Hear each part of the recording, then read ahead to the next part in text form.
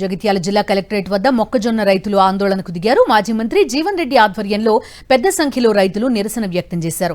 తన నివాసం నుండి మొక్కజొన్న రైతులతో కలిసి బైక్ ర్యాలీగా కలెక్టరేట్ కు వచ్చిన జీవన్ రెడ్డి మార్క్ఫెడ్ ద్వారా మొక్కజొన్న కొనుగోలు కేంద్రాలు ఏర్పాటు చేసి మద్దతు ధర కల్పించాలని డిమాండ్ చేశారు. ఈ మేరకు అదనపు కలెక్టర్కు వినతి పత్రం అందజేశారు. వరి ధాన్యంతో పోలిస్తే మొక్కజొన్న పంట రైతులకు అధిక లాభదాయకమని, అందుకే రైతులు మొక్కజొన్న సాగు వైపు మొగ్గు చూపుతున్నారని జీవన్ రెడ్డి తెలిపారు. కొనుగోలు కేంద్రాలు ఆరంభింపజేసి తక్షణం సేకరింపజేయాలి. ప్రతి ఎకరానికి ఏదైతుందో 30 క్వింటల్ దిగుబడి వచ్చే అవకాశం ఉన్నది. ఆ దిగుబడి మొత్తం కూడా ప్రభుత్వం సేకరింపచేయాలని చెప్పండి. రాబోయే కాలంలో కూడా ప్రభుత్వం ఏదైతే ఆరుతడి పంటలు ప్రోత్సహించాలని చెప్పి ఎప్పుడైతే భావిస్తున్నదో ఈ కోతుల బెడద నివారణ కూడా ప్రధానమని చెప్పంటున్నారు.